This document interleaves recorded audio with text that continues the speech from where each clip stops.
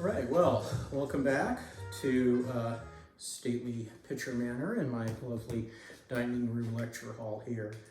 In this lecture, I'll talk about applications of the equilibrium constant.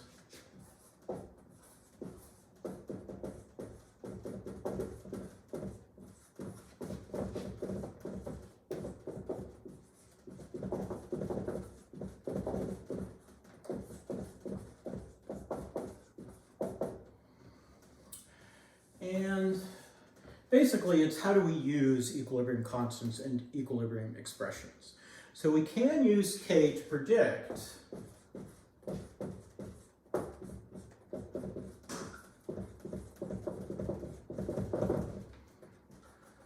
the following things. The tendency of a reaction to occur,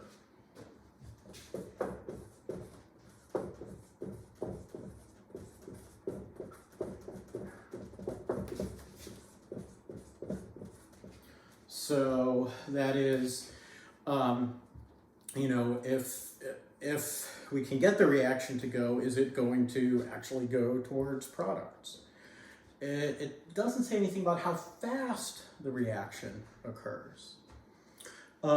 Whether a given set of concentrations is at equilibrium, that's another thing that we can predict. Whether given conditions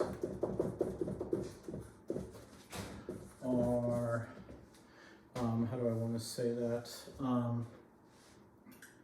are equilibrium conditions.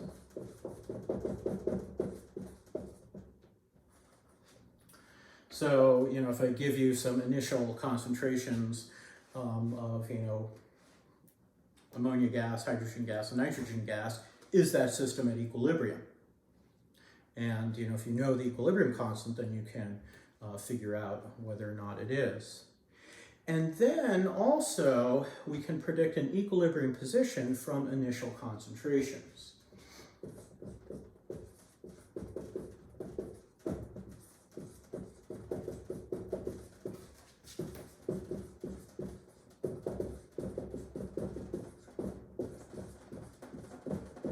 So that kind of builds off of the second one here. So if we know we're not at equilibrium, we can figure out what's going to happen or what has to happen to get us to equilibrium.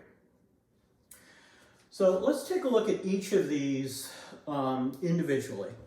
And we'll start with the tendency of a reaction to occur.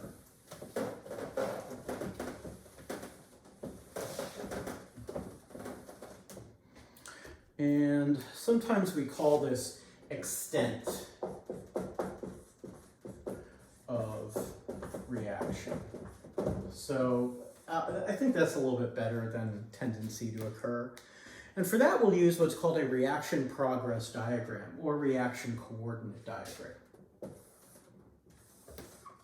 So we'll put energy on this axis, y-axis, and then reaction on the x-axis.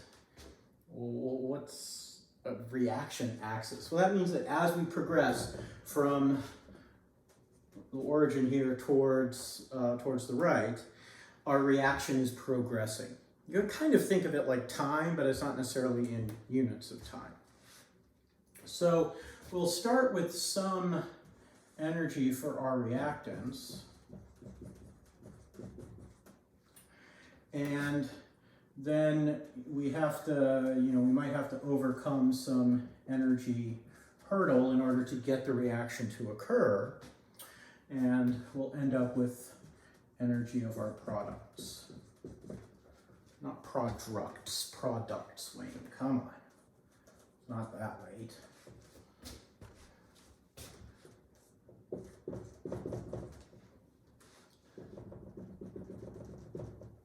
And so this energy difference here, I'll just call it delta E for now. We'll see it has another name later. It's actually delta G. So let me do that. Delta G. You may have encountered delta G in your Chem 1A class. I know I did a little thermodynamics lecture back in the spring. Maybe I'll try to post those just so you can review that. But delta G here gives us our energy difference between reactants and products. In this case, this is exothermic. We're giving off energy. The energy of products is lower than the energy of the reactants. Technically, we would say it's exergonic for energy, not just heat. This gives us an idea of, how much products are we going to get? What's our final ratio of reactants to products? And that's what an equilibrium constant tells us. This other thing here is called E sub A, or the activation energy, and that's how much energy has to be input to get the reaction to occur. In this case, you get that energy back out and then some, so this is exothermic. Now, K is going to tell us which is more stable between the reactants and the products. So K tells us relative stabilities, energies of reactants and products. Okay, so large values of K mean that we have a lot more product than we do reactant. Because think about it, K equals concentration of products divided by concentration of reactants, raised to the appropriate powers, of course. So lots of products, few reactants, means we have a very large K, big number divided by a little number. Conversely, if we have a small number for K, then that means we have a lot more reactants than we do products. So I can kind of summarize it this way. So if K is much greater than 1,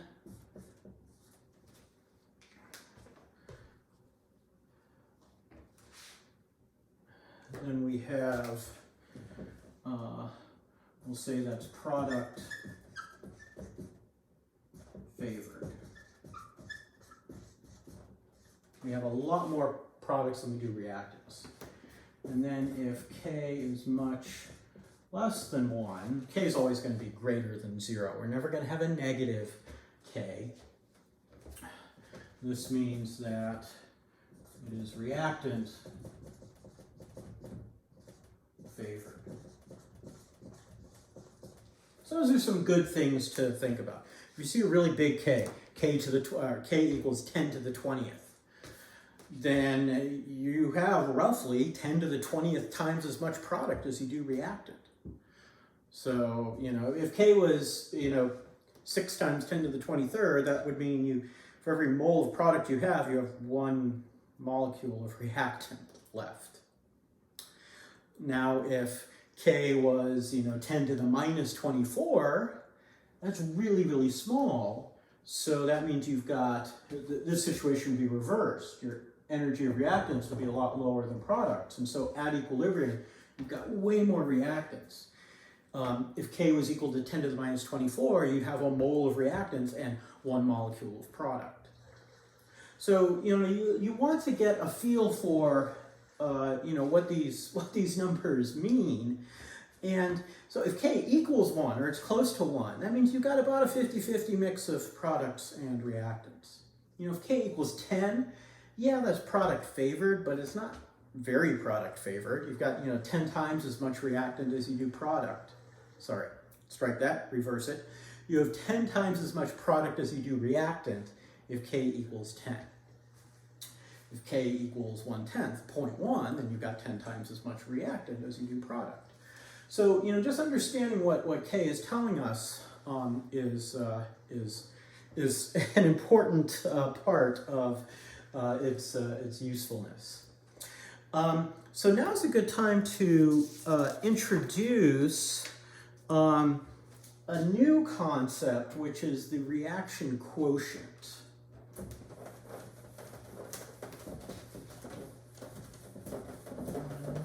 Erase this. And really what the reaction quotient gets at is it tells us what's going to happen. So, you know, we can plug in some given concentrations and figure out, is that equal to the equilibrium constant? And that's what the reaction quotient is.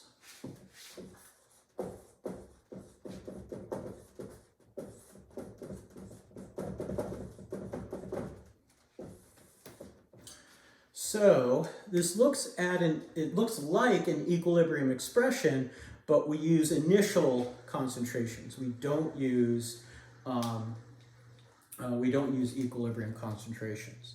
So let's say we had here N2 gas plus 3H2 gas in equilibrium with 2NH3 gas. So instead of using the letter K, capital K, our reaction quotient is going to be a capital Q. And that equals our concentration of reactants raised to their power. And I'm going to put a little zero there, or we would say not, NEUGHT or NOUGHT, meaning that those are my initial conditions. And so my initial concentrations of product divided by initial concentrations of reactants raised to their powers, of course. And that now gives me my reaction quotient. So now we plug in our given values and compare our resulting reaction quotient Q to K to see which way the system's going to shift.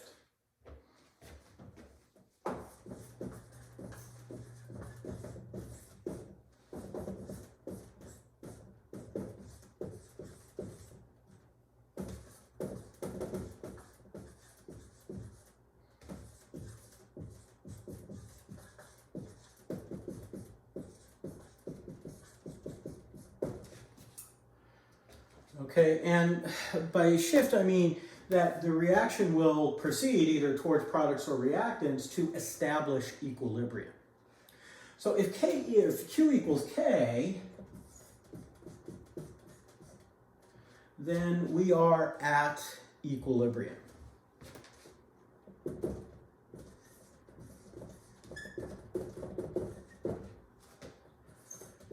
If Q is greater than K, which way is it going to shift? Well, if Q is greater than K, that means that in order for Q to get down, the system's going to change. The reaction will proceed to the point where Q equals K. So if Q is big, that means in order to get it equal to K, we have to make the product smaller and the reactants bigger. So that's going to be a shift towards the left, towards reactants. So shifts toward reactants. And if Q is less than K,